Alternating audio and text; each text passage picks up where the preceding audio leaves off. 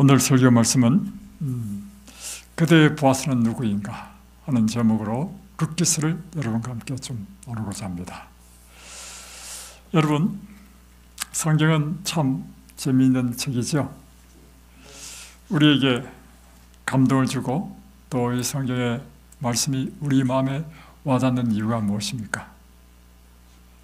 그것은 이 성경이요, 우리의 삶과 동떨어진 이야기가 아니고 우리와 같이 이런 삶 속에서 삶의 희노애락을 느끼고 삶의 또한 어려움과 고난 가운데 하나님의 도우심으로 승리하는 사람들의 삶이기 때문입니다. 그래서 이 성경은 다른 이야기책과 좀 다릅니다. 똑같은 삶의 이야기지만 또 다른 책도 감동을 받을 수 있습니다. 또 재미있는 책이 많이 있어요. 제가 고등학교 2학년 때 인생은 무엇인가 고민하면서요, 인생의 답을 찾기 위해서 제가 유명하다는 책을 읽으면 그곳에서 인생의 답을 얻을 줄로 생각했습니다. 그래서 소위 고전이라는 책을 하여튼 많이 읽었습니다. 그 가운데 지금도 기억나는 것은 무엇인가 하면 춘원 이강수의 사랑, 유정, 무정, 헤르만 헤세의 차륜 밑에서 데미안, 얼마나 재미있는지 제가 밤을 새면서 읽었습니다. 특별히 석순옥과의 사랑의 이야기는 정말 얼마나 재미있습니까? 그러나 이 성경이 우리에게 주는 그 흥미와 감동과 이 세상 다른 책이 주는 흥미, 감동, 때로는 깊은 교훈이라 할지라도 근본적으로 차이가 있습니다. 그 차이가 뭔지 아십니까? 이 세상에 아무리 재미있는 책이라 하더라도요, 그것은 우리를 구원으로 인도하지는 못한다는 것입니다. 성경은 우리로 하여금 구원에 이르게 하기 위하여 기록된 책입니다. 그리고 구원에 이르게 하는 그 길을 우리에게 가르쳐 주되 우리 마음에 와닿도록 하나님의 지혜죠. 우리 마음에 와닿도록 하나님께서 표현한 것이 무엇인가 하면 우리의 삶처럼 이 세상에 살아왔던 믿음의 노덕들의 삶을 통하여 하나님께서는 당신을 계시해 주시고 또 인생의 구원의 길을 우리에게 계시해 준 것이 성경인 것입니다. 그래서 성경은 바로 우리에게 영생을 주는 책이죠. 그래서 여러분이 구원은 누구를 통해서 구원을 얻죠? 예수님을 통해서 구원을 얻죠. 그렇죠? 그래서요, 이 성경책은요, 어떤 이야기든지 어떤 사건이든지 그것은 무엇에 대한 이야기냐면 예수님에 대한 이야기입니다. 그래서 여러분이 성경을 읽을 때 반드시 기억해야 될 게 뭐냐면 이 성경에서 첫 번째, 하나님은 어떤 분이신가를 찾아야 되고, 두 번째는 우리를 구원하시는 예수님을 발견할 수 있어야 여러분은 이 성경을 바로 읽고 이해하는 것입니다. 성경 이야기는 참 재밌게 읽었는데 그냥 재밌는 스토리로 끝나버렸다. 다윗과 골리앗의 이야기 얼마나 재밌습니까? 막 물배를 들여서 팍 때렸더니만 그 거인 골리앗이 맞아가지고 푹 쓰러졌다. 어린아이들에게 얼마나 많이 이야기했습니까? 근데 그 이야기 가운데 무엇이 빠져버리면 우리를 구원하시는 예수님을 발견하지 못하면요, 이 세상 이야기와 똑같은 이야기가 되어버립니다. 그래서 여러분이 이 성경을 읽는 방법이 있는데 그것은 이 성경을 통해서 우리를 구원하시는 예수님을 발견해야 됩니다. 그리고 우리가 어떻게 구원을 얻는지, 구원의 그 방법, 구원의 길, 구원의 도를 여러분이 깨달아야 됩니다. 그런 의미에서 룻기스도 우리가 룻기스를 통해서 누구를 발견해야 돼요? 예수님을 발견해야 됩니다. 자, 그런데 그 예수님을 표상적으로 나타냈죠. 그래서요, 아담이, 자, 창세기 2장에 보면 하나님께서 인간을 만드시고 아담을 창조하셨습니다. 그리고 아담을 아내를 주시기 위하여 그를 깊이 잠재우셨죠. 그리고 옆구리를 통해서 갈비를 하나 떼냈다 했죠. 그리고 흙을 채워서 그 안에 하와를 만들었다. 이 이야기를 속에서 누구를 발견해야 된다고요? 누가 예수님입니까? 아담이에요, 아담. 예, 맞아요. 그러니까 예수님을 표상적으로 누가 표상하냐면 아담이 표상합니다. 자, 왜 아담이 예수님을 표상하는가? 첫 번째, 아담 한 사람을 통하여 하와가 나왔죠. 그리고 하와와 결혼시켜서 모든 인류가 나왔죠. 아담 한 사람을 인하여 모든 사람들이 나온 것처럼 한 분, 예수 그리스도, 그분을 통하여 모든 사람이 삶을 얻으리라. 예, 그분을 믿으면 모든 사람이 사망에서 생명으로 옮겨지는, 그야말로 거듭나는, 그래서 그 예수님을 통해서 모든 구원 얻는 사람이 나타난다는 것을 통해서 우리는 아담이 누구의 표상이다? 예수님의 표상이다. 또 두 번째는 아담을 이제 통해서 이제 먼저 하와를 만들 때 여러분 갈빗대를 하나 뗐잖아요. 뗄 때 그냥 아무 아픔도 없이 뗐을까요? 실제로 갈빗대를 떼기 위해서는요, 아담의 옆구리가 찢어져야 했습니다. 찢어졌습니다. 피와 물이 흘렀습니다. 그리고 갈빗대를 뗐어요. 이 예수님은, 그래서 여자가 탄생했죠. 이 예수님은 십자가에서 창에 찔려서 옆구리가 터졌잖아요. 피와 물이 흘렀죠. 그로 인해서 여자, 곧 이 땅의 하나님의 백성, 교회가 탄생한 것을 상징하는 것입니다. 요셉의 이야기, 요셉도 누구 이야기냐면요, 예수님의 이야기입니다. 누가 예수님입니까? 요셉이에요. 자, 요셉이 얼마에 팔렸습니까? 20냥에 팔렸죠. 20냥. 그런데 예수님은 몇이 팔렸죠? 30냥. 참나, 이 지사님, 이거 참 큰일이다. 자, 그러면 왜 요셉은 은 20이고 예수님은 은 30냥이 팔렸습니까? 요셉 당시에 종의 몸값이 은 20이었습니다. 왜 예수님이 은 30냥이 팔렸느냐? 예수님 당시에는 인플레이가 일어나가지고요, 종의 몸값이 30냥이었습니다. 똑같죠? 또 하나는요, 요셉을 애굽의 종으로 팔자고, 은 20냥에 팔자고 제안한 사람이 누구였습니까? 유다요, 유다. 그런데 예수님을 은 30냥에 판 사람은 또 누굽니까? 사람은 다른 사람이지만 이름은 똑같아. 참 놀랍죠? 네. 그래서 성경에 보면요, 아브라함이 이삭을 모리아산에 바친 이야기, 예수님께서 당신의 독생자 예수를 십자가에 주신 그 이야기예요. 지금 오늘 보자는 이 루키스도 마찬가지로 이곳에서 우리는 예수님을 발견할 수 있습니다. 자, 성경 한번 배워보십시다. 루키서 루키서에 보면 1절에 보면 이렇게 되죠. 1장 1절, 사사들이 치려던 때, 그러니까 이 루키서가 기록된 것은 사사기 때 일어난 사건이다. 예, BC 한 1100년 전으로 봅니다.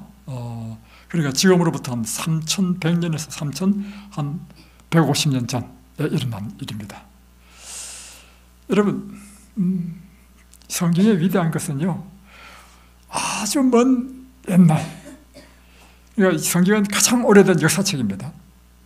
그 전에 기록된 역사책 성경 외에는 없습니다. 그 점에 있어서 성경은 위대한 책입니다. 그때 사람들은 어떻게 살았을까? 얼마나 궁금합니까? 그것에 대한 해답을 성경에서 우리는 찾을 수 있는 것입니다. 알고 보니까 쭉 읽어보니까요, 그때 시대나 지금 시대나 사람의 삶은 다 똑같아. 그것에 희노애락이 다 있고요, 남녀가 사랑하는 것이 다 있고요, 또 이별의 아픔도 다 있고요, 다 똑같더라고. 그러니까 지금 3150년 전에 기록된 이 이야기가 오늘 우리에게도 공감이 되는 것입니다. 그렇죠? 자, 유다 베들레헴에 한 사람이 그의 아내와 두 아들을 데리고 모압 지방에 가서 거류하였다. 유다 지파에 속한 한 가족, 그 아버지 이름은 엘리멜렉이고 어머니 이름은 나오미입니다. 그가 두 아들이 있었는데 그 두 아들을 데리고 다 모압 땅으로 갔다. 왜 모압 땅으로 갔을까요? 모압 땅은 이방 나라 땅인데, 그 앞에 보면 그 땅에 흉년이 되니라. 흉년이 되니까 이제 사실 이방 나라에 가는 건 옳지 않습니다. 그럼에도 불구하고 이방 나라에 뭐 하기 위하여 좀 더 잘 살아보려고 갔습니다. 좀 더 잘 살아보려고 가가지고요, 쫄딱 망했습니다. 야기 중에 보면 다 망했습니다. 왜냐면요, 엘리멜렉 죽어버렸죠. 그러니까 이제 이 나오미가 두 아들을 결혼 보냈습니다. 결혼시켰는데 그 결혼시킨 사람은 여자는 다 누굴까요? 모압 여인이요. 여러분 신명기 보십시오. 구약의 모세 율법에 보면요, 이방인 여자와 결혼시키지 말아야 했거든. 그러니까 이방 나라 간 것도 잘못됐고 그곳에서 며느리 구한 것도 잘못됐고 다 잘못됐어. 그랬더니 이 두 아들 누굽니까? 예, 말론과 기론. 아이고, 그들이요, 두 아들이 살았는데 두 아들이 보니까 악함으로 죽었다 했습니다. 그래가지고 이제 모압으로 간 때로부터 한 10년쯤 됐을 때 이제 남편도 죽고 두 아들도 죽고, 그러니까 누구만 남았습니까? 한마디로 새 과부만 남았습니다. 나오미. 다음에 첫 번째 며느리가 오르바, 두 번째 며느리가 루시죠. 새 과부만 남은 것입니다.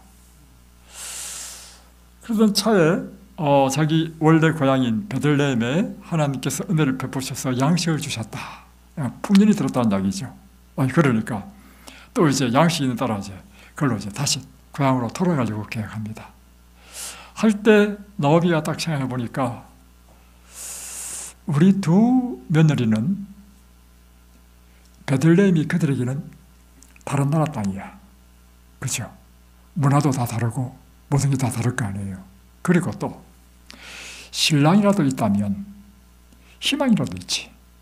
신랑도 없어. 그럼 두 며느리 남의 나라에 신랑도 없이 가가지고 뭐 하겠다는 겁니까? 또 요즘은 그래도 여자들이 다 뭐 능력이 있어가지고 이 사회가 여자들이 뭐 남편이 없어도 잘 살 수 있습니다. 그죠? 근데 그 시대는요, 여자가 할 일이 없어. 남편이 없으면 첫 번째 먹는 것이 해결이 안 돼. 그러니까 이 나오미가 가만히 보니까 이 며느리를 위해서 각자 친정으로 다 돌려보내야 되겠다. 그리고 각자 신랑을 맞이하도록 해야 되겠다. 내가 시어머니로서 두 며느리에게 해줄 수 있는 최고의 일은 이 자부들을 다 친정으로 돌려보내서 다시금 제가 재혼할 수 있도록 하는 것이 내가 당연히 해야 될 일이다. 하고는 이제 이야기합니다. 너희들 다 친정으로 돌아가라. 다시 자녀를 낳고 살아라. 그러니까 이 두 자부가, 근데 오늘날은 이런 자부가 별로 없는 것 같아. 이 두 자부가요, 시어머니를 붙잡고는 우리로 하여금 어머니 집으로 다시 친정으로 돌아가지 말게 해주십시오. 어머니 가는 곳에 우리도 가겠습니다. 요즘은 어머니가 말하기도 전에 가버립니다. 그러니까 이 나오미 할 말이 참 희한한 말을 합니다. 지금은 여러분이 잘 이해가 안 되는 말인데 어떤 말을 했냐면, 얘들아 나와 함께 쓰는 희망이 없다 하면서 하는 이야기가 뭐냐면, 내 뱃속에는 너희의 남편이 될 자녀가 없다. 또 두 번째, 내가 오늘 밤에 어떤 남자를 만나서 결혼한다 하자. 그 결혼해서 잉태해서 애를 낳고 또 그 애가 성장하기까지 어떻게 기다리겠느냐. 요즘 시대는 잘 이해가 안 되죠. 이게 뭐냐면, 그 당시에 이제 형이 이제 자식을 낳지 못하고 죽게 되면 그 동생이 형수치사를 해가지고 형수와 결혼을 해서 그 형의 자녀를 낳아줘야 됩니다. 그럴 때 낳는 자녀는 누구의 자녀가 되느냐면 형의 자녀가 되고 그 자녀는 형의 기업을 다 물려받습니다. 그래서 이런 제도가 있었단 말이에요. 그러니까 하는 이야기가 뭐냐면 내 뱃속에는 내게 줄 자녀가 없다는 것입니다. 그러니까 이제 오르반은 눈치를 보다가 안 되겠다 싶어가지고 이제 집에 돌아갑니다. 그런데 둘째 며느리인 룻은요, 끝까지 이 시어머니를 쫓겠다는 것입니다. 그래서 그것이 보면 14절에 보면 이렇게 합니다. 그들이 소리를 높여 다시 울더니 오르반은 그의 시어머니에게 입맞추되, 이 뜻은 뭐냐면 이제 작별했다는 것입니다. 작별에 입맞춤을 하고 가고, 그러나 룻은 그를 붙쫓았더라. 다시 떠나면 시어머니와 딱 결탁돼가지고 절대로 떠나지 않았다는 것입니다. 그러니까 나오미가 또 이야기합니다. 15절에 보라, 내 동수는 그의 백성과 그의 신들에게로 돌아가나니 너도 너의 동수를 따라 돌아가라. 룻이 또 이야기합니다. 내게 어머니를 떠나며 어머니를 따르지 말고 돌아가라 강론하지 마십시오. 어머니께서 가시는 곳은 나도 가고 어머니께서 머무르시는 곳에서 나도 머물겠나이다. 어머니의 백성이 나의 백성이 되고 어머니의 하나님이 나의 하나님이 되시리니 어머니께서 죽으시는 곳에서 나도 죽어 거기에 묻힐 것이라. 이야, 세상에 이런 며느리 어디 있어요? 그리고는 만일 내가 죽는 일 외에 어머니를 떠나면 여호와께서 내게 벌을 내리시고 더 내리시기를 원하나이다. 와, 정말 요즘 이런 며느리 있습니까? 저는 저처럼 이리라 좀 믿습니다. 그것도 모르지. 실제로 일이 벌어지면 어떨지 모르겠지만. 시어머니, 좀 이렇게 될 수 있는 이유는 뭐냐면요, 시어머니가 훌륭했다는 것입니다. 그죠? 시어머니가 얼마나 며느리에게 좋은 모본을 끼쳤으면 정말 이렇게 했을까? 그러니까 시어머니가 하나님을 경외하는 유대인이잖아요. 유대인으로서 하나님을 섬기는 그 시어머니가 평소에 며느리에게 정말 잘하고 하나님을 경외하는 신앙의 아름다운 모본을 보이니까 심지어 어머니의 하나님이 내 하나님이 되겠다. 어머니 가시는 곳에 나도 가고 심지어 어머니 죽는 곳에 나도 죽겠다는 이런 고백을 하는 것입니다. 그래서 이제 할 수 없이 이제 같이 옵니다. 자, 이제 19절에 보면 이에 두 사람이 베들레헴까지 갔더라. 드디어 이제 다시 고향으로 돌아왔습니다. 그러니까 온 성읍이 그들로 말미암아 떠들며 이르기를, 야, 나오미가 왔다. 나오미가 왔다. 그러니까 우리가 옛날 그 마을 생각해 보면 베들레헴이라는 것이요, 옛날 제가 살던 제 고향 마을은요, 시족 공동체였습니다. 대부분 다 구원시들이에요. 옛날 그랬잖아요. 그리고 또 옆에 마을에는 또 다른 성씨가 있고 성씨별로 촌을 만들었는데 이 촌 다 대봐야 한 200명, 300명밖에 되지 않는. 그러니까 그 당시에 우리 사회와 유대이즘 베들레헴의 마을과 비슷한 것 같아요. 이 옛날 시대 때는요, 한 집안에 일어난 일은요, 온 동네에 다 알았죠. 그래서 좀 나오미가 오시니까 온 동네에 좀 소문이 다 난 거야. 그러면서 온 동네 사람들이 다 나오미를 맞이하고 나오미가 아니냐 한 거야. 보니까 그런데 나오미가 남편도 다 잃어버리고 두 아들도 다 잃어버리고 그리고 둘째 아들인 며느리하고 두 과부만 달라온 거예요. 이야, 정말 철학이 됐죠. 그러니까 20절에 나오미가 말합니다. 그들에게 이르되 나를 이제는 더 이상 나오미라 부르지 마라. 왜냐하면 나오미란 뜻이 뭐냐면요, 희락, 기쁨이란 뜻입니다. 나는 희락이 아니다, 기쁨이 아니다. 이제 나를 이제 말하라 하라. 말하라는 것은 뭐냐면 고통, 쓰다. 나는 이제 고통스러운 여인이 됐다는 것입니다. 이는 전능자가 나를 심히 괴롭게 하셨습니다. 내가 풍족하게 나갔더니 여호와께서 내게 비어 돌아오게 하셨느니라. 여호와께서 나를 징벌하셨고 전능자가 나를 괴롭게 하셨거늘 너희가 어찌 나를 나오미라 부르느냐. 나는 나오미가 아니다는 것이죠. 나는 마라가 됐다. 자, 이때가 언제냐면 22절에 보면 보리 추수할 때에 베들레헴이 일어났다. 이제 이때가 유대는요 한 4월달 정도 되면 보리를 추수합니다. 그러니까 그들이 이제 베들레헴에 다시 돌아온 때는 이제 보리 추수할 때였습니다. 자, 나오미와 이 며느리인 룻이 먹고 살 길이 없죠. 왜냐하면 땅이 있다 할지라도 씨도 뿌리지 않았어. 그러니까 추수할 것도 없고 오직 한 가지 방법이 있어요. 남이 추수하는 데 따라가지고 떨어진 이삭을 줍는 것입니다. 그런데 이제 나오미는 나이가 늙어서 못하고 며느리가요 나오미를 봉양합니다. 그래서 보세요. 2장 나오미의 남편 엘리멜렉의 친족으로 유력한 자가 있으니 그 이름은 보아스라. 이제 보아스란 이름이 나옵니다. 여기 보면 나오미의 남편인 엘리멜렉의 가까운 친족. 그런데 그가 유력했다. 유력이라는 의미는요, 이 부호였다. 아주 부자였다는 뜻입니다. 그런데 그 사람 이름은 보아스였다 하는 것입니다.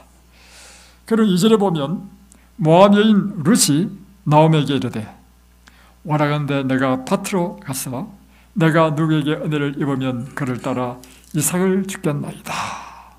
저라하여금 이제 이삭 줍으로 가게 해달라는 것이죠. 그러니까 나오미가 가라, 내 따라 갈지어다. 그것이 이제 드디어 이제 룻이 이삭 추수를 하는데 전부 다 밤마다 다 추수를 하는데 어느 밭에 가서 이삭을 줄까 하다가 어떤 밭에 갔어요. 어떤 밭에 가서 이삭을 줬는데 하필 간 그 밭이 보아스의 밭이었습니다. 근데 이거를 성경은 어떻게 이야기하고 있냐면 3절에 보십시오. 룻이 가서 베는 자를 따라 밭에서 이삭을 줍는데 우연히 엘리멜렉의 친족 보아스에게 속한 밭에 이르렀더라. 여러분, 성경에 이렇게 표현되어 있죠. 룻이 어떻게 보아스의 밭에 가게 되었는가? 우연히. 여러분, 이것은요 우연히가 아니고요 하나님의 인도하심이었습니다. 하나님의 섭리였습니다. 여러분도 마찬가지 아닙니까? 우연히 이든벨리에 왔죠. 그런데 알고 보니까 우연이 아니고 하나님의 섭리로 오셨죠. 네. 그래서 하나님의 섭리로 인해서 이 룻이 놀라운 팔자를 고치는 이야기가 나오는데 여러분도 우연히 온 것 같지만 하나님의 섭리로 오셔서 이곳에서 여러분의 팔자가 바뀝니다. 여러분의 인생이 완전히 180도 바뀝니다. 자, 그런데 이제 이삭을 줬는데 이제 마침 보아스가 자기 이제 밭에서 이제 일꾼들에게 이제 추수를 시켰는데 추수시키고 난 다음에 추수는 굉장히 중요한 때지요. 그들은 잔치를 합니다. 추수할 때만큼 기쁜 데가 어디 있어요. 그래서 우리나라의 고유 민족인 추석이 왜 생겼느냐? 추석은요, 추수를 하고 나서 그 추수를 함께 그 기쁨을 누리는 것이 추석이라, 사실은. 그러니까 이제 보아스가 이제 추수하는 데 가지고 어떻게 추수를 잘하는가 보러 왔단 말이에요. 따라와 보니까 한 번도 보지 못한 한 여인이 계속 따라다니면서 이삭을 줬거든요. 일하는 사람한테 저 소녀가 누구냐 하니까 저 소녀요? 저 소녀는 바로 모압에서 온 나오미의 자부인 룻입니다. 그러면서 이 룻이 그동안 한 것이 너무 기특한 거야. 이 일꾼에게는. 그래서 이 룻을 막 칭찬해. 내가 여기서 일을 하는데 보니까 아침부터 와서 열심히 줍고 그리고 잠깐 낮에 집에 가서 쉰 것 외에는 정말 열심히 이렇게 하더라고. 이런 이야기를 보아스에게 감동적으로 해요. 그러니까 보아스가 감동을 받은 거야. 그뿐만 아니라 나오면은 자기와 친족 관계 되잖아요. 그러니까 누구보다도 더 애틋한 마음이 들 거 아닙니까? 그래서 이제 이야기합니다. 그러니까 보아스가 룻에게 이르기를 내 딸아 들으라. 이삭을 주우러 다른 밭으로 가지 말며 여기서 떠나지 말고 나의 소녀들과 함께 있으라. 그러면서 이제 그들이 베는 밭을 보고 그들을 따르는 소년들에게 명령하여 너를 건드리지 말라 하였느니라. 그리고 목이 마르거든 이 떠놓은 이 물을 내가 마음껏 마시라. 그러니까 이 룻이, 이 부상한 룻이 얼마나 감사하겠어요. 그러니까 그 얼굴을 땅바닥에 대고 절하면서 나는 이방 여인이거늘 당신이 어찌하여 내게 은혜를 베푸시며 나를 돌아보시나이까. 이제 드디어 이게 뭐가 시작됐냐면 보아스와 룻의 러브 스토리가 시작되는 과정입니다. 사실은 사랑은요 첫 번째 만남으로부터 시작됩니다. 그죠? 만나도 그 다음부터는 말을 붙여야 돼. 이제 드디어 보아스가 말을 딱 붙이니까 반응이 있어야 또 이게 서로 될 거 아니에요. 애프터 미팅을 천천히 했는데 반응이 없다. 그러면 더 이상 만남이 안 돼. 딱 던졌는데 이 룻이 감동을 받아가지고 땅에 머리를 조아리면서 어찌하여 저에게 은혜를 베푸시나이까 이렇게 하는 것입니다. 그때 보아스가 또 말합니다. 내 남편이 죽은 후로 내가 시어머니에게 행한 모든 것과 내 부모와 고국을 떠나 전에 알지 못하던 백성에게로 온 일이 내게 분명히 알려졌느니라. 내가 이야기를 들었다. 내 시부가 죽고 내 남편이 죽고 그런데도 불구하고 내 시어머니를 따라서 이곳이 온 이야기 다 들었다. 그리고 그것은 쉬운 일이 아니다. 어떻게 이방 나라, 룻에게는 낯선 나라잖아요. 낯선 나라에 어떻게 올 수 있었느냐. 그걸 다 들었다.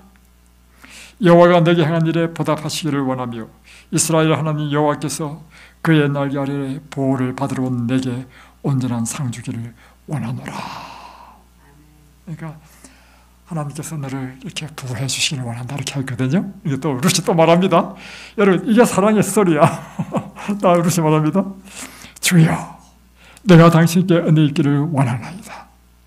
나는 당신의 하녀 중에 하나와도 같지 못하오나 당신이 이 하녀를 유로하시고 마음을 기쁘게 하는 말씀을 하셨나이다. 또 이제 식사 시간이 됐어요. 그러니까 보아스가 이제 식사할 때 특별히 룻에게 말합니다. 자, 이리로 와서 떡을 먹어라. 하고는 떡 조각을 초에 찍어라 함으로 이 룻이 이제 그 은혜 따라 그 사람들 먹을 음식을 같이 먹는 거예요. 그리고 볶음국식도 주고 하면서 배불리 먹도록 하고는 남았어. 그 남은 것은 또 룻이요 써가지고 자기 시어머니 갖다 줘. 참 기가 막히죠. 자, 그리고 나서 이제 다시 이제 식사 끝났으니까 일을 해야 될 거 아닙니까? 그럴 때 보아스가 자기 일꾼들한테 말합니다. 룻이 이삭을 주우러 일어날 때 보아스가 자기 소년들에게 명령하여 이르되 그에게 곡식단 사이에 죽게 하고 책망하지 말라. 또 그를 위하여 일부러 곡식답을 해서 조금씩 뽑아서 좀 버리라. 죽도록. 와, 세상에. 그러니까 이 룻이 막 이거 해가지고 그 이삭 죽게 그렇게 많이 못 죽거든요. 이삭 죽게 했는데 그날 한 에바 14kg를 주었어. 여러분, 이 곡식 14kg는요 굉장히 무겁습니다. 양이 굉장히 돼요. 그래가지고 이제 집에 갔어요. 그러니까 한편 나오미는 궁금할 거 아니에요.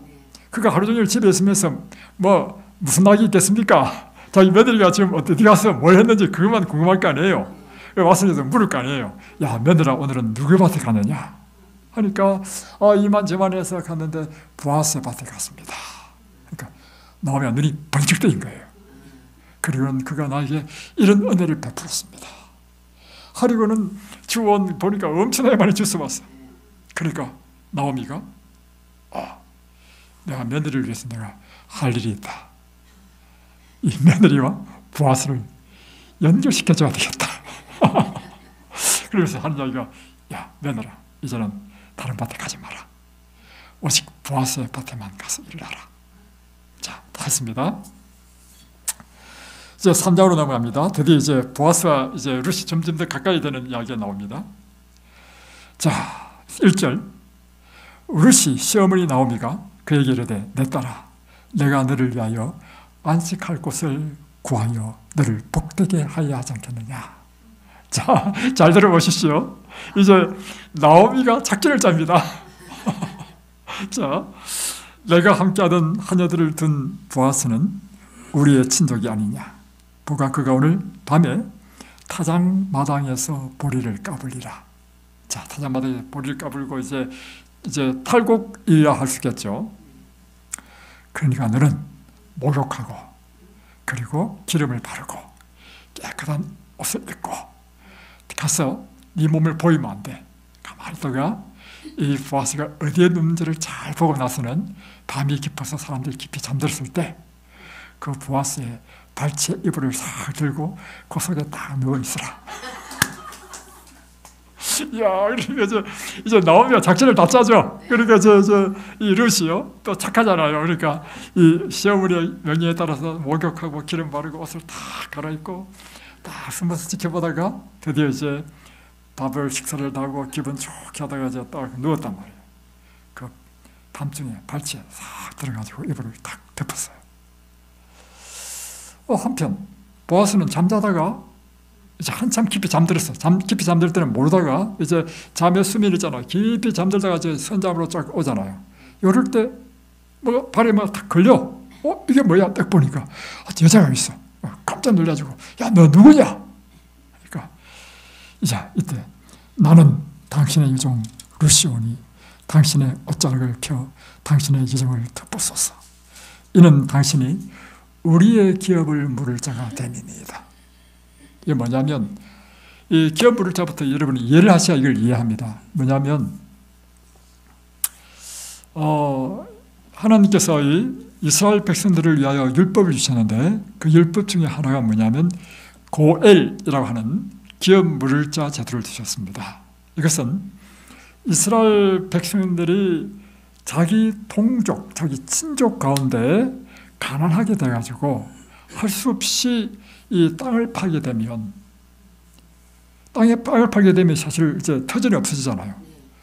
그렇게 가난하게 되면 땅을 팔면 좀 부유한 친척이요 대신 돈을 주고 그 땅을 다시 사가지고 자기가 낸 것이 아니고 그 땅을 판 친족에게 주라는 것입니다. 그래서 이제 기업을 물은다. 이 판매한 것을 물었다는 것이죠. 그래서 기업 물었자 되는 거예요. 또 이제 너무 가난해가지고 종이 됐다. 종이 되면 또 친족이 가가지고 종의 몸값을 대신 지불하고 다시 자유로 만들어주는 거예요. 근데 이게 누가 해야 되냐면 가장 가까운 친족이 해야 되는 거예요. 근데 이 기업 물을 것도 순위가 있어. 뭐냐면 가장 가까운 사람부터 먼저 하고 그게 못하면 그 다음 차례 이렇게. 그런데 지금 보아스가 누구냐면 엘리멜렉 자기 시부의 기업 물을 자 친족이란 말이에요. 그러니까 그 기업 물을 자 중에 하나가 뭐냐면 계대 상속이 있습니다. 계대 결혼인데 그건 뭐냐면 기업 물을 자가 또 해야 될 일이 뭐냐면 자기 친족 가운데 예를 들면 형이다. 형이 결혼을 했는데 자녀를 낳지 못하고 죽어버렸다. 그러면 동생이 대신 결혼해가지고 형의 자식을 낳아줘야 돼. 그러니까 쉽게 표현하면 지금 나오미 같은 경우에는 남편도 죽었죠. 도아들도 다 죽었죠. 그러니까 기업 물을 남자를 통해서 기업 물거든요. 남자가 없어. 그러면 가장 가까운 친족이 누구와 결혼해야 되냐면 나오미와 결혼해야 돼. 근데 나오미는 이미 할머니가 되어버렸어. 그러니까 나오미 대신에 누구와 결혼해야 돼요? 룻과 결혼해야 되는 거예요. 그래서 하는 이야기가 뭐냐면 당신은 나의 기업 물을 자가 됨입니다. 당신의 옷으로 나를 덮어주옵소서 이 말이에요. 그런데 참 이 보아스는요 굉장히 젠틀한 사람입니다.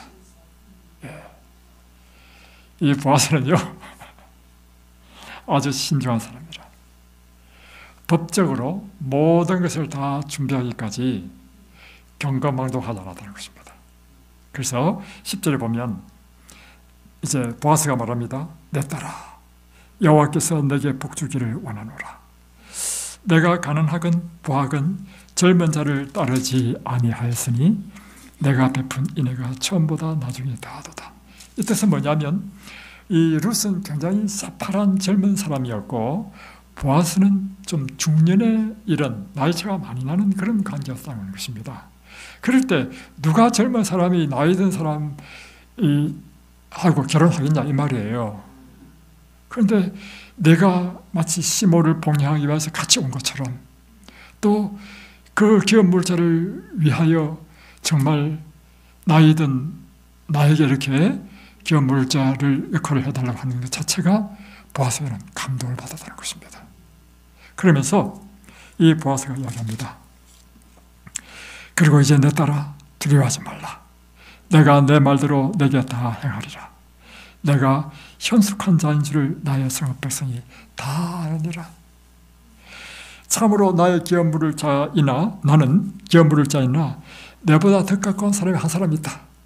그래서 기업 물을 자에서 먼저 가까운 사람에게 먼저 이 의무를 행할 것인지 묻고 그 사람이 하지 않는다 할 때 나가 할 수 있다는 것입니다. 그래서 이제 하는 말이 뭐냐면 만일 그가 기업 물을 자의 책임을 이행하기를 기뻐하지 아니하면 여호와의 살아계심을 두고 맹세하노니 내가 기업 물을 자의 책임을 내게 이행할 것이다. 그리고 아침까지 누워있어라 하고는요 새벽에 아무도, 왜냐하면 이 여인의 명예를 보호하기 위해서요 아무도 일어나지 않아요. 일찍 깊은 밤에 이제 그 곁에서 펴라 해주는 그 추수한 타작한 볼이 있죠. 그걸 한 말, 두 말, 세 말 해도 6말 이고 가지 못할 만큼 해가지고 잔뜩 해가지고 머리에 이고 돌려보냅니다. 한편 지금 눈이 빠지라게 기다리고 엄청 궁금하게 생각하는 사람이 있었겠죠. 나오미 도대체 이 내 딸이가 지금 어떻게 되는가, 지금 그 산은 이루어졌는지 얼마나 궁금했겠습니까. 그래서 드디어 이제 시어머니도요 그날 밤에 잠 못 잤을 것 같습니다. 꼼박시했겠죠. 드디어 이제 보니까 막 새벽, 깊은 새벽에 막 오는데 머리에 바리바리 써들고 오는 거야. 그러니까 아 됐다, 뭐 성공한 것 같다. 이런 이야기 들어보는 거야. 그러니까 이 룻이 이만저만하고 저만저만하고 이쩌저쩌해서 이렇게 된 나이다. 그러니까 이제 나오미 이야기입니다. 내 딸아, 사건이 어떻게 될지 알기까지 여기 앉아있으라. 그 사람이 오늘 이 일을 성취하기 전에는 결코 쉬지 아니할 것이다. 언니아들과 이제 드디어 사장에 가면요 보아스가 일을 합니다. 그가 소문 올게 앉습니다. 그리고 장로 10명을 모읍니다. 왜냐하면 이 기업 물을 자의 책임을 맡기 위해서는 정인들이 필요해. 정인들이 있고 다음에 자기보다 더 우선되는 사람이 이제 길을 오는 거예요. 그 사람 불렀습니다. 불러가지고 이제 이 나오미의 이야기를 했습니다. 나오미의 기업을 물을 자가 필요한데 당신이 그 순위가 첫 번째다. 그러니까 그럼 내 기업 물겠다. 기업 물는다는 의미는 뭐냐면 내 돈으로 돈을 주고 그 땅을 산다는 것입니다. 그런데 나오미가 남편이 없잖아요. 그러면 결국에는 자기가 돈 주고 산 것이 누구 땅이 되냐면 자기 땅이 돼. 그래서 저는 미칠 일이 없다. 이거죠. 하겠다는 거예요. 그러니까 보아스가 이야기가 뭐냐면 기업 물으려면 한 가지 더 일을 해야 되는데 그 자부인 룻과 결혼해서 아이를 낳아줘야 된다. 그리고 그 아이를 낳는다는 의미는 그 기업 물에서 자기가 돈 주고 산 그 땅이 누구 땅이 되느냐면 룻과 결혼해가지고 아들 낳으면 그 아들 것이 돼버려. 그러니 이 사람이 가만히 생각해보니까 자기한테 이익이 하나도 없고 손해야. 그죠? 손해죠? 그러니까 나는 못하겠다는 거야. 그러면 내가 하겠다 하면서 이제 그의 신발을 이제 벗어서 주는입니다. 이게 뭐냐면 내가 첫 번째 기업 물을 자에 자격이 있는데 이 권한을 당신한테 준다는 뜻이 뭐냐면 신발을 벗어서 신발을 주는 것입니다. 이게 신명기 25장에 보면요 아주 재밌게 나와 있습니다. 뭐냐면 과부가 있었는데 이 과부가 이제 자녀 없는 과부란 말이야. 그럴 때는 가장 가까운 친족에게 찾아가서 당신이 나의 기업 물을 자입니다. 당신이 나와 결혼해서 애를 낳아야 됩니다. 이렇게 한단 말이에요. 그런데 이 사람이 가만히 생각해보니까 내전 주고 땅도 사주지. 그 결혼해가지고 애 낳으면 그 땅도 그 애 것이 되지. 이 애도 자기 게 아니야. 그 친족의 이름으로 일컬어지는 자녀가 되어버려. 그래서 나 못하겠다 이렇게 하면요, 신명기 25장에 어떻게 되어 있냐면 그 과부가 가가지고 그 친족의 신발을 벗겨. 그리고는요, 이 신발을 뺏고는요, 그 얼굴에 침을 뱉어라. 침을 뱉어라. 이게 신명기 율법이야. 그러니까 다시 표현하면, 친족이 곤란과 어려움을 당했는데 이 곤란과 어려움에 위해서 기업물을 일을 하지 않으면 이런 모욕과 수욕을 당해야 된다는 뜻입니다. 근데 이제 그게 이제 사사기 시대에 와가지고는 뭐 침 뱉는 일은 하지 않았던 것 같아. 대신에 이제 신발을 줌으로 내 권한을 양도한다 이런 뜻을 가진 것 같아. 그래서 이제 드디어 이제 보십시오. 자, 한 다음에 예, 이제 보아스 13절에 보면 보아스가 룻을 맞아요 아내로 삼고 그에 들어갔더니 했는데요. 그 전에 하나 더 재미있는 이야기를 좀 말씀드리겠습니다. 자, 그럴 때 이 소문에 앉았던 10명의 장로가요, 이제 기업 물을 자의 권리는 보아스에게 있다 하면서 보아스를 축복하는 말을 합니다. 그 축복하는 말이 어떤 말을 하냐면 12절입니다. 여호와께서 이 젊은 여자로 말미암아, 이 젊은 여자는 룻이죠. 룻으로 말미암아 내게 상속자를 주사 내 집이 다말이 유다에게 낳아준 베레스의 집과 같게 하시기를 원하노라. 이게 무슨 말인가? 이거요, 구약성경 읽다 보면요, 우리의 저는 이제 유교 신자, 한국은 유교적인 문화가 꽉 차인 사람이잖아요. 처음에 제가 성경 보고 도저히 이해가 안 되고 납득이 안 된 게 있었습니다. 창세기 38장이었습니다. 바로 그거예요. 이게 뭐냐면 창세기 38장 배워보십시오.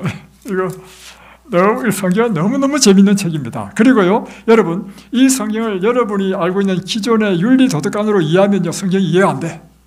이 성경은요, 하나님의 관점, 하나님의 사랑이 우리에게 정하신 이 율법으로 이해를 해야, 정말 놀라운 하나님의 사랑이라는 사실을 깨닫게 되는 것입니다. 자, 창세기 38장 보십시다. 여기 보면 이제 유다도 또 잘못했어요. 왜냐하면 이방 여인과 결혼했어요. 가나안 여인과 결혼했는데 스와의 딸과 결혼했단 말이에요. 그래서 세 아들을 낳습니다. 엘, 오난, 실라를 낳습니다. 근데 이 엘과 오난이 악한 자라. 그래가지고 이제 다음에 이 엘과 오난의 엘의 아내를 맞이했습니다. 6절에 보면 유다가 장자 엘을 위하여 아내를 데려오니 그 이름은 다말이었더라. 다말도 어디 사람입니까? 가나안 이방인 여자였습니다. 그런데 이제 다말과 이제 엘이 결혼했는데 유다의 아들인 이 엘이 여호와 보시기에 악한 자였습니다. 그래서 하나님께서 엘을 죽이셨습니다. 그러니까 형사치수의 이 유다의 법에 의해서 그 동생인 오난을 다시금 다말에게 줬단 말이에요. 근데 이 오난도 악한 자라. 그래서 자기가 딱 생각해 보니까 내가 이 여인과 결합해서 자녀를 낳는다 할지라도 이 자녀가 자기 아들이 되는 것이 아니고 누구 아들이 돼요? 형의 아들이 되는 거야. 그게 싫은 거야. 그래가지고 설정할 때 땅에 설정했어. 그러니까 하나님께서 보실 때 이 악한 자다 해서 또 오난도 또 죽이셨어. 그러니까 이제 다말이 이제 또 과부가 된 것입니다. 이번에 또 누굴 줘야 돼요? 유다가 셋째 아들인 셀라를 줘야 된단 말이에요. 근데 한편 여러분이 시아버지 입장이라면 어떻게 생각이 들겠습니까? 와, 이 며느리 아들 잡아먹는 며느리네. 겁이 나서 셋째를 주겠습니까? 겁이 나서 못 준 거야. 그래가지고는 우리 아직 셀라는 셋째는 아직 어리니까 좀 장성할 때까지 너는 친정에 가 있어라. 근데 이제 다말이 이제 친정에 가 있는데 셀라가 장성했는데도 불구하고 안 줘. 그러니까 어느 날 어떤 소문이 들리냐면 시아버지인 유다가 이 딥나라고 하는 곳에 지금 양치로 지금 오셨다는 이야기를 들었어. 그러니까 이 다말이요, 창녀의 이 옷을 쫙 입고는 길가에 딱 앉아 있었어. 그러니까 이제 그때 지금 유다는 자기 아내도 수아의 딸도 죽었어. 아내도 이미 일찍 죽었어요. 혼자 있게 된 거예요. 그러니까 이제 보다가 이제 창녀인 줄 알고 내가 너에게 들어가게 하라 하니까 뭘 줄래? 내 염소새끼 한 마리 주겠다. 근데 지금은 없으니까 내가 다음에 줄게. 그러면 줄 때까지 나한테 보전물을 달라. 참 재밌죠? 성경은 너무너무 재밌는 책이야. 그러니까 뭘 주면 되겠냐니까 당신 도장, 끈, 지팡이를 나한테 달라. 그러니까 이제 유다 생각에는 염소새끼 나중에 주면 다시 찾을 거니까 우리 줬단 말이에요. 주고 이제 다말에 들어갔어. 그리고는 이제 그 다음날 그러니까 며칠 지나서 이제 자기 단번물 찾으려고 자기 친구를 보냈어. 어디에 창녀가 있다. 내가 쫓아가지고 줬다. 내가 염소새끼를 줄 테니까 다시 찾아와 달라. 그래서 친구 갔단 말이에요. 그러니까 없어. 그래서 마을 사람에게 물어봤어. 동네 사람한테. 여기는 창녀가 있는 곳이 아닙니다 하는 거예요. 그래서 다시 이제 보고를 했어. 그러니까 유다가 좀 당황스러웠죠. 그런데 이제 뭐는 못 찾았어요. 도장도 못 찾고 끈도 못 찾고 지팡이도 못 찾았어.